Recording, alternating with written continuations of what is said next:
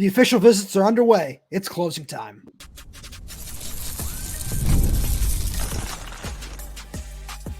You are Locked On Huskies, your daily podcast on the Washington Huskies, part of the Locked On Podcast Network, your team every day.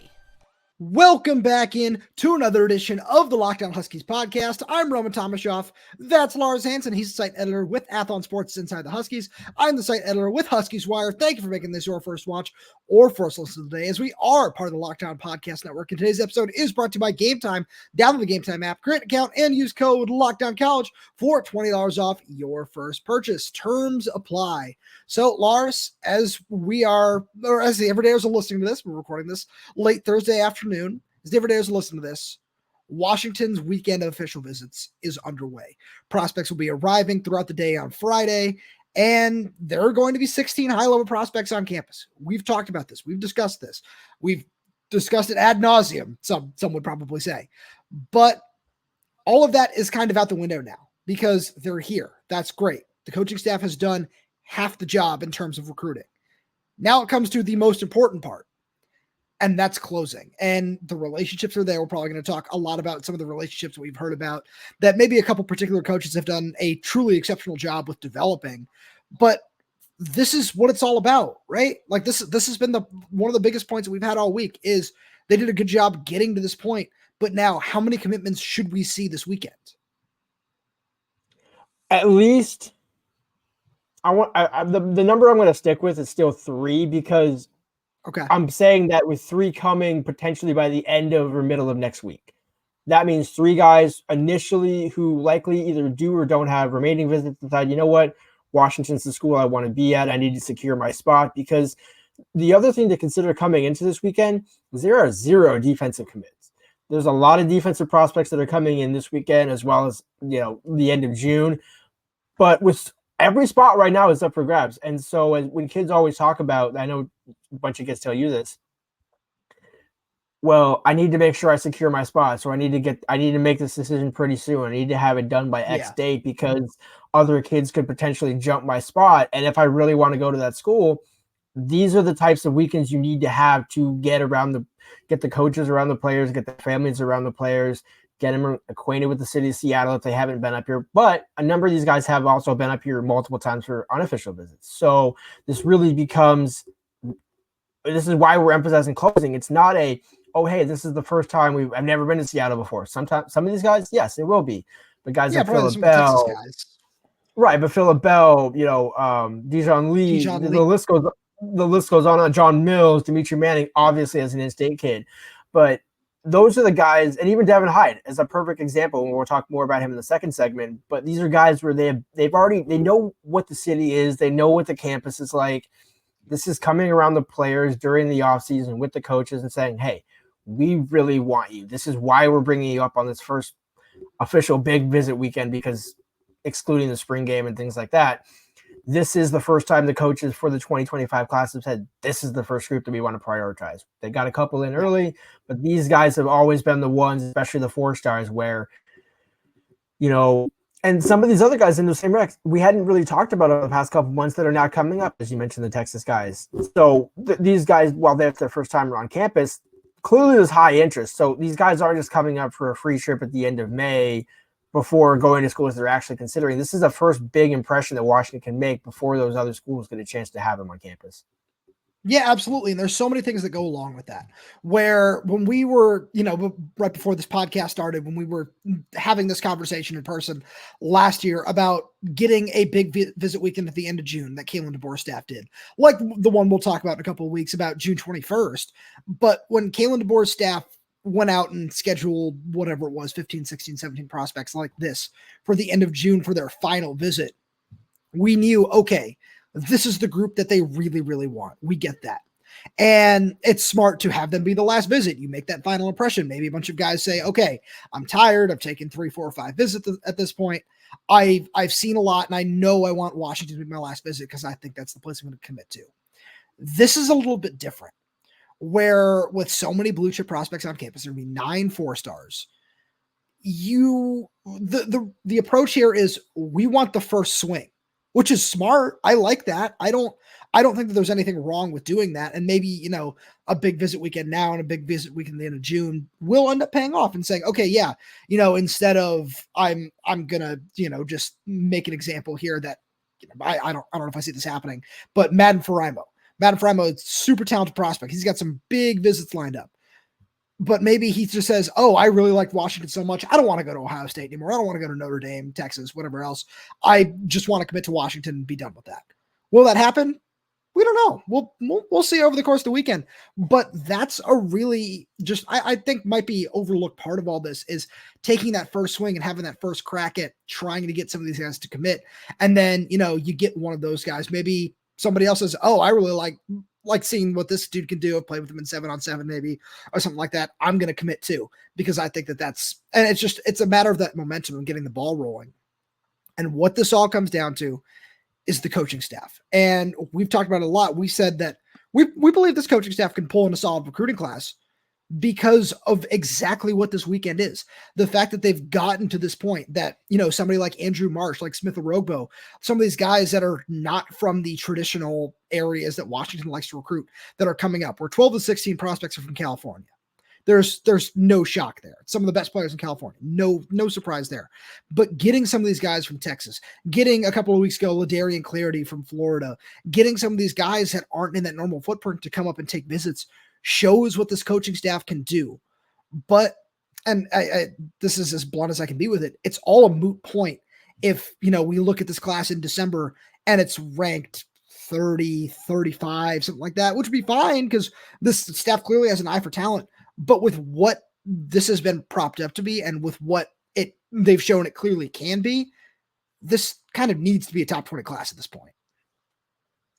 Well, and to add on to that, the argument was Jedd had to go find some of those diamond in the roughs, those 3 stars, and coach them up and develop them over 2 and 3 years. He's going to do that at Washington, but the plan was the assumption is, well, you have greater resources at Washington. There's more both on-campus and off-campus resources around the program to go and attract 4-star talent after 4-star talent after 4-star, and maybe even a 5-star, depending on which ranking your service you want to look at here. But with that being said, Fisch, we know what he can do when given marginal resources. This is why all these guys are, you know, the majority of this list are 4-stars. They're going after better talent, but going after better talent doesn't mean anything, as you said, if that talent doesn't end up choosing you. In that same vein, given that so many of these guys are choosing them, it's a good sign, or not choosing them, but choosing to come up for a visit. It's a good sign that clearly they're attracted to the talent and they want to learn more about that, because that's really what official visits are for some of these guys in terms of, okay, I want to learn more about the program. And some of these guys that we're going to probably hit on more in the third segment, some of these predictions, this is really the one where, okay, we're bringing you in. Like I'm trying to not name names right now because I want to save it for the third segment, but you look at these guys and you're like, okay, you've been here 1, 2, 3, 4, how many times? Yeah. What else is there to hold off on some of these commits? Now, some will kind of have to, you know, again, Dijon Lee's got a number of official visits left. But it's still getting that first swing, as you mentioned, laying that first impression. So when these guys go to Oklahoma or they go to Ohio State, you're now measuring Washington against them versus, okay, I know what Ohio State can do. I know this. Let's give Washington a chance. It's a different frame of mind going into it for some of these kids, which is just as important. Absolutely. And that's a real great point. And Lars, you know where that's most important in this class? In the trenches. And we'll get there right after a message from our good friends over at Game Time, because Game Time makes getting NBA Finals tickets even faster and easier, because prices on the Game Time app actually go down the closer it gets to tip off, which, you know, if I'm in Boston for a potential Game 7, I'm going to be checking out the Game Time app every 30 seconds, looking for a ticket, looking for a way into the building, because that would just be just the time of my life. Truly, I would just love to see that so much, because on Game Time there's so many great ways to save money. They have got last minute deals where you can save up to 60% off buying last minutes for sports, concerts, comedy, theater, and more. They have flash deals where you can save even more with exclusive in-app deals on select seats ahead of the game or event. They've got all-in pricing where you can toggle this feature and it shows the total up front with no surprise fees at checkout, and Game Time's ticket coverage where your purchase is covered with the most flexible customer service policy in the ticketing industry. You can take the guesswork out of buying NBA Finals tickets with Game Time Time. Download the Game Time app, create an account, and use code LOCKDOWNCollege for $20 off your first purchase. Terms apply. Again, create an account and redeem code LOCKEDONCOLLEGE for $20 off your first purchase. Download Game Time today. Last minute tickets, lowest prices guaranteed. So, Lars, you hinted at it. The trenches are a really big part of this. We've had a lot of everydayers in our comments of our Thursday show saying, we got to make sure the trenches are right. Got to make sure the trenches are right. Absolutely. And shout out to Brian Smith, our awesome guest from yesterday. If you haven't listened to that show, definitely go check it out. But one of the things that he talked about, and I feel like this is a good place to start with the in-state guy, is 3-star offensive lineman Demetri Manning. At 6'7", 340, he is just a true physical specimen in terms of just body type and what he can do, whether it be at guard or tackle at the next level. And he's somebody that Brendan Carroll has shown that he can develop some top tier prospects. And Demetri Manning would be a great addition to that list. And this is one of those guys where, Lars, you talked about some of the other guys where he's got some big visits lined up. He's still got to hit Miami. He's going to hit Oregon. Like there's still some important visits ahead on his schedule. So it's about making sure that you can throw a good punch and just say, hey, especially with a guy like that where, you're a hometown kid. And I don't know how much of a selling point this might be, but look how many Washington kids are actually coming in on visits. There are two. There's him and there's Adrian's Randy Sale. That's it. So that might be a selling point of we're being a little bit more selective right now with, who we want, particularly in the state of Washington. And we're in on some really top quality offensive linemen like Douglas Utu, like Chantalele, like John Mills, who's going to be on campus and just say, this is the group that we really, really want. And we're showing you how much of a priority you are. And as with a guy like that playing in his backyard, you can sell somebody like Budda Baker. And there are a lot of ways that, this is one guy that I'm really, really looking at and saying, what are you going to do to try to lock him down this weekend? Correct me if I'm wrong, but isn't Michael Knipe, or there was a former UW offensive lineman, went to Bellevue, is now Bellevue's head coach. Okay, you're correct. Yeah, you're believe correct. It's either Michael Knipe or there's Michael something else, but that's also another kind of realm in this where some of these guys, I believe I don't know if I specifically asked Demetri about this when I talked to him at the Under Armour event, but there's just such a tradition of in-state guys staying in that some of these guys that do go out of state, there's reasons for that. Yeah, I don't know if I mentioned it, but it's one of those where when you look at Jaden Way and all these other guys that leave the state and end up coming back, sometimes you have to go out of state. Sure. But when it comes to Demetri Manning, the one thing that kind of stands out with him and Washington's approach, he did not have an Arizona offer under Jedd Fisch and Brendan Carroll when he was down there. So they did not take a look at him, but they're now looking at him at Washington. They brought him in for an unofficial visit back, during the spring. That's when he said his official visit to Washington. Also when he got an offer from the staff, which means, okay, they identified the talent here, even though they didn't identify it at Arizona, which tells you, okay, we do still care about in-state recruits. We're not just going for the 4-star and Adrian's Randy Sale. We do need some offensive line help. I personally see him as a guard. He looked great against Josiah Sarmba playing as an interior guard at the Under Armour camp that I went to a couple months ago. But wherever he ends up playing, that's just a guy where when you can keep some of those in-state guys, we look at like Talisa Uvunga, who ends up going to Oregon State, ends up being a first-round pick. Sometimes you can't let these guys leave your backyard. And there's really no reason when you look at Washington's class where if Demetri Manning commits this weekend, you still are very much in play for Douglas Utu, still very much in play for Chantalele. There's, I think, 3 spots, maybe a 4th, but I'm going to say for sure 3, even if Demetri Manning commits along this offensive line class in 2025. So it wouldn't be sacrificing any position. It's just sometimes you really need to prioritize these in-state guys. We saw Noah Flores go to UCLA. Washington's clearly identified some other tight ends in the class. So for them to say, hey, you know what? We like some of these other offensive linemen, but we still want you. That's, to me, a guy where, he's got some official visits scheduled, but this is the type of weekend where Washington needs to make sure those visits don't happen, and he jumps in the boat. Absolutely. And you could say the same thing about John Mills, where he's got a Texas crystal ball right now. He's somebody where, because there aren't that many offensive linemen, especially who are coming on a visit this weekend, where I say that with all due respect to Jake Flores, but we know that he's committed to Washington. So he's a name that I'm looking at as somebody who, okay, maybe he's a peer recruiter for a couple of these guys, like a Madden Faraimo, who he is a high school teammate of, and then a Demetri Manning and a John Mills saying, hey, let's do this together. Let's team up. Let's do this all here, which is great. And so really I'm looking at it as there are 2 offensive linemen that are coming. And then we look at the defensive line, there are 3 guys. There's Chace Sims, there's Smith Orogbo, and there's Devin Hyde. I've got a bold prediction about Devin Hyde, so I'm going to hold that off till the 3rd segment. But the one guy that I really want to focus on is Smith Orogbo, where I wrote about him a little bit over on Huskies Wire. And one of the things I said about him was the fact that he scheduled that official visit so late, where it always sounded like Washington was kind of in the race, that Washington was interested, but you never really knew if that interest was mutual with a Texas guy who, didn't play football up until high school and then really blew up and has like 40 offers now, where he's looking at Oklahoma, he's looking at Texas. He's got all these big offers that, especially for a kid down there, that you could possibly want. And then all of a sudden, really late in the process, it's okay. Yeah, I am going to set this Washington official visit. I am going to come up there. And it's really interesting when I look at him, because the way he plays, he's listed at 6'4", 220. He definitely looks like an edge. But when you watch his film and he lines up in a 4-point stance constantly. He lines up as kind of like a 3-4 defensive end and you look at his frame, he's still got a lot of room to put on weight where, if he gets up to 250, 260, he doesn't have to be the stand-up edge like, they might ask a Lance Holtzclaw or an Isaiah Ward to do. He could be kind of just a little bit of a chess piece for him. And this is a guy who you need to make sure that you credit Jason Kafusi and you credit the staff, like we said in the first segment, where they did a really good job developing this relationship. They did a fantastic job doing that. And it's great to have him on campus, but now it needs to pay off. Now you need to make sure that you're getting commitments from a lot of these guys, because it's important to make sure that you make an impression with some of the nation's top recruits, but it's almost more important to close them and to make sure that you can get these guys to come to Washington.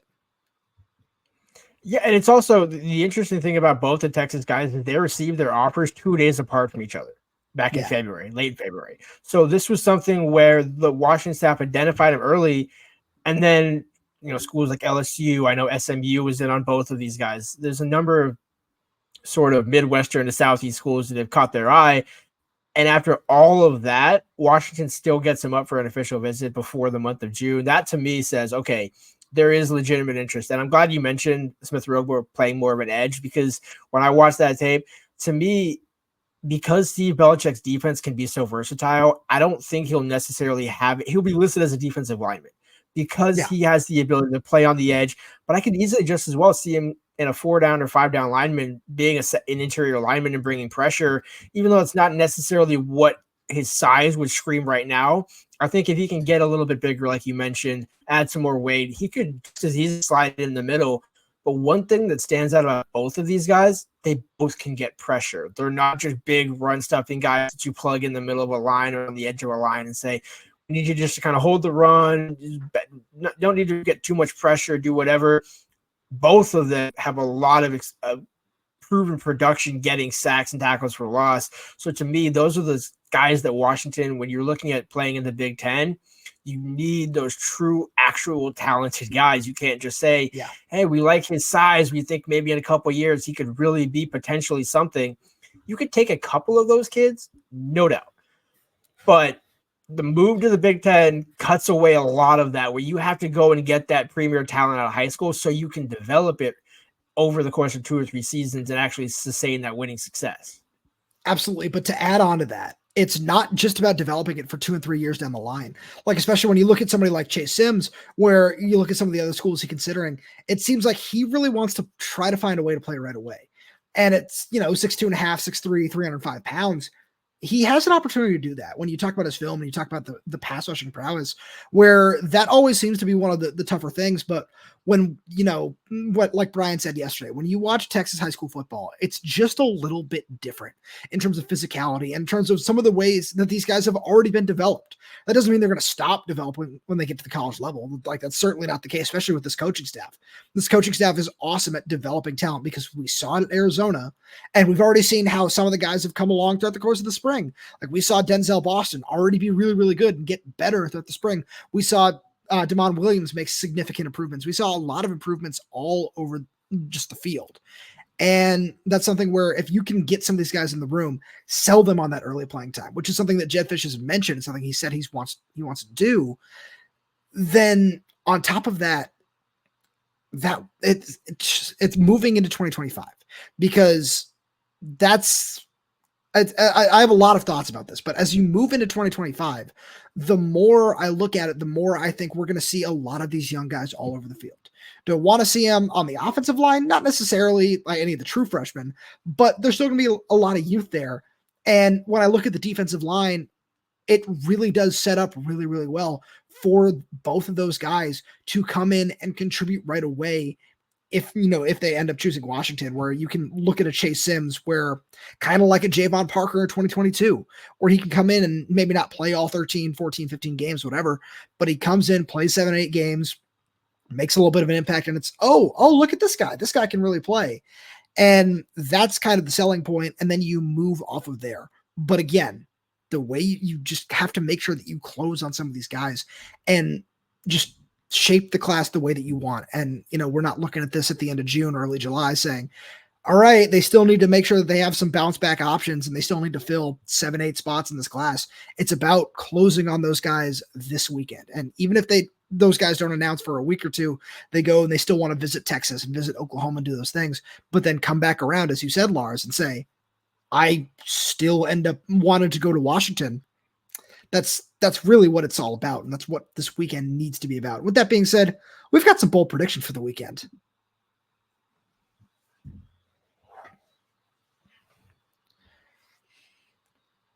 Lars, it's time for a Locked On Huskies tradition, and that is bold predictions, where, we had some fun. We could say, oh, well, we think this guy could commit. We think that guy could commit.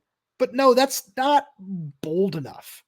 And with all due respect to you, I'm going to take the first one here because it's a first. If there were any prop bets about this anywhere over on FanDuel or whatever, I would certainly try to go find them, because if I had to bet on who Washington's first commit from this weekend would be, it'd be 3-star edge rusher Devin Hyde, where he's a guy who has been up to campus a whole bunch of times. He visited under DeBoer. He's visited under Fisch. He's got a long relationship with the program. His mom went to UW, and he's talked at length about how UW is a really great school for not only what he wants to do on the field, but what he wants to do off the field. And this is one of those guys where I look at him and he's, he visited UCLA. He's got a Cal visit set up. But when I look at it, that's one of those guys who, is he the biggest name coming in on the weekend? No. But he's a guy who I like his potential. I like his frame. I like what he can do. And he's one of those guys where you get him in the boat really early in the weekend, and all of a sudden it just starts to snowball and it starts to snowball. And that's the name that I would look at where, if Jedd Fisch tweets out his Singing in the Rain gif at any point on Friday, at any point Saturday, I will be looking, and I just for Devin Hyde first.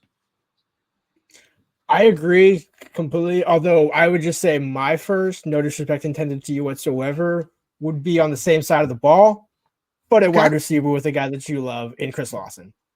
Because when you look at what Washington has, you got Braden Vinesbred in the boat already, going to IMG, all that sort of thing. You have Dash Beerley, his quarterback, on campus, quarterback commit, I should say, but the guy that he will be working with in practice over the next couple of years. Yeah. This is the perfect weekend when you still have potentially, they're taking 3 receivers or 4. Let's make another side. I think 3. Okay. So you still have that other spot open for either Phillip Bell, Andrew Marsh, insert whoever you want in that situation. Dylan Robinson. I know you wanted to play receiver, so I'll say that for you. Where you look at all these guys and you can say, okay, you're good with Chris Lawson and Braden Vinesbred. That's 2 good options. So that third, you can be, if Andrew Marsh wants to take a little more time, if Phillip Bell wants to take a little more time, so be it, because any one of those 3 guys is another 4-star to close out that room. So to me, getting Chris Lawson in the boat, it's another good addition for the offense, and it still leaves flexibility for any one of those 3 guys to say, you know what, I'll join you. And although I will say, to be fair, if you have Andrew Marsh and one of those guys, you're also taking 4. I just want to put that out there. Oh yeah, no, 100%. Because the one name you excluded there is Donovan Olabode, where that's one guy where, if he wants to commit, I'm not saying no to that dude. Where you're right. There's certainly a chance that you see 4 wide receivers in this class. It's just a matter of, all right, can you make the numbers work? And I think this coaching staff could. Ooh, all right. My next one, this is top overall recruit from this weekend, where when we look back on this class, when the dead period hits, some of these guys have I won't say the dead period because I'm sure not all the guys are going to have to decide by then. But when we look back at this by signing day and every single member, we're going to go look over this list of recruits, probably going to do some kind of summary on that at some point. But when we look over it, the top name on this list that I think picks Washington, I'm going to go with Matai Tagoa'i, where Robert Bala has been really, really impressive on the recruiting trail, just in terms of when you look at his track record of some of the guys that have come up on visits, with the relationships that he's developed from some things that when I spoke to Christian Thatcher a couple months ago, and the first time we spoke, one of the first things he said to me was, I had some teammates that went and played for Robert Bala at Southern Utah, and they just raved about how much they love this guy, about how good of a person he is, and about how good of a coach he is as well. So I think that he's going to make some really, really solid inroads with some of these guys. And number one commit from this weekend, I love Dijon Lee. I would love to see him on this team, but I think the Georgia allure might be a little bit too much. We'll revisit that by the end of the month, I'm sure. But I'm going to go with Matai Tagoa'i, getting a top 100 linebacker with that kind of speed and athleticism. I'd love to see him add 15 pounds and play as a true freshman. Yeah, no, I couldn't. You kind of took the one that I was going to take in terms of I think with him coming up this weekend, having already committed to USC, there's no reason to take this visit unless he's legitimately thinking about flip. Like there's no way he takes this visit after. Now, if he wasn't committed, or if he had decommitted from USC and just said, I'm opening everything back up, then okay, then Washington's got a hat on the table, but necessarily it's not a guaranteed flip. And no guaranteed flip in this case either way. But with him coming up, I would be very surprised if his name is not on that list of signees at the end of the day. Yeah. The one where I want to go next with this, I'm torn because I'm torn between one of the two offensive linemen and a surprise. Okay. Because one of the two offensive linemen of the two. So I do think in reality, I can see him getting both tackles, but I'm going to say Demetri Manning, that's the first offensive lineman up from this weekend to commit. I still think John Mills might take a little bit longer. And if you're Demetri, you can look at Miami, but something about me says, hey, Jaden Wayne might be texting him while he's on campus and saying, hey, I went to Miami. It's great, but stay home. Just stay home. I came back for a reason. Yeah. Exactly. And again, to each their own, and that's no disrespect intended whatsoever. But let's be real about that. I could easily just to see John Mills jumping in the boat, but as you mentioned with that Texas thing laying out there, I could see him going potentially outwards, which wouldn't be terrible because if you get Demetri Manning, you still have plenty of spots. You still have Utu, Balele, and all those guys.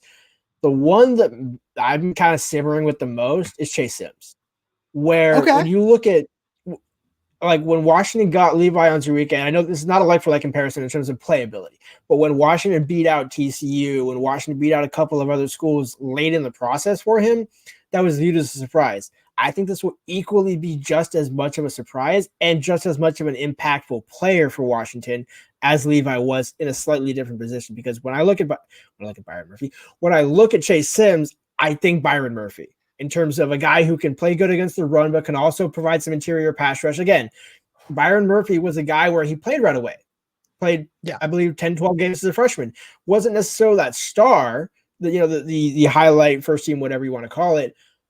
But those are the guys where, hey, if Chace Sims plays 10, 12 games next season and in the rotation and then comes back in as a sophomore and junior, those are the guys that you're building that defensive front with. And I could see him as one of those three-star guys. Texas did come in and offer after Washington, and I think that's, to me, where a kid like that could say, wait a minute, Washington identified me before you did. Hey, well, we had you on campus. We like me.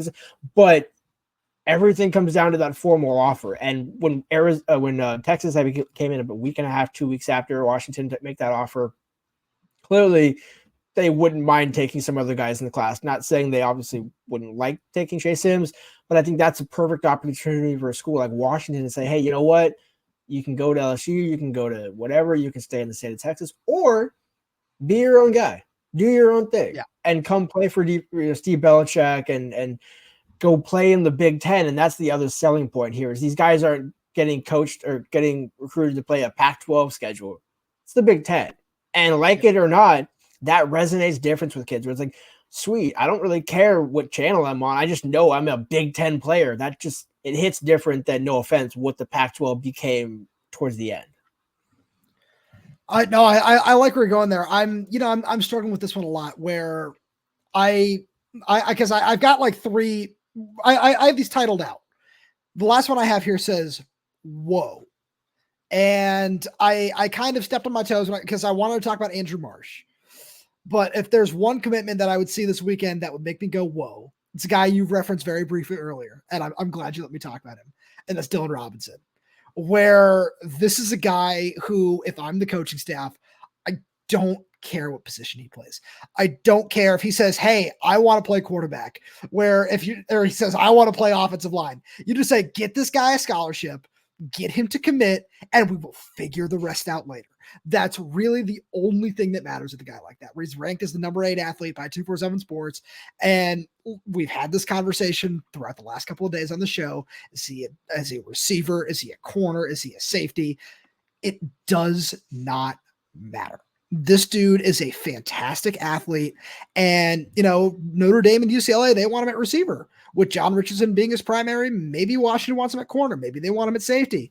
But if you get a guy like that in the room, you get him to sign, you get him on campus for spring ball or whenever he enrolls, you just watch him play and you say, oh, yeah, no, we like him here playing corner, but let's try him with Kevin Cummings at receiver. Let's see how that works. That's one where if I saw that, and I'm going to go ahead and say I think that he commits to Washington because this is a bold prediction segment, so I have to make sure that it's nice and bold.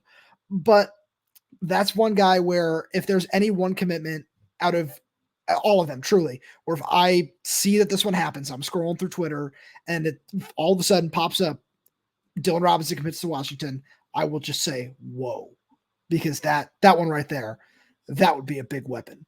Lars, as always, thank you so much for being here. Thank you all the everydayers for tuning in. We really do appreciate your constant support. We've got so much more fun stuff coming for you throughout the offseason, so make sure you stay tuned and subscribe wherever you get your podcasts, whether that's YouTube, Spotify, Apple Music, Amazon Music. We're there. We're everywhere, updating this channel with new content every single day. So make sure you click that like button, click that little bell so you never miss when we post a new video. Make sure you leave a comment down below if you have any questions, comments, concerns, anything like that. Please leave us a 5-star review for your audio only, and thank you so much for tuning in. We will talk to you on Monday.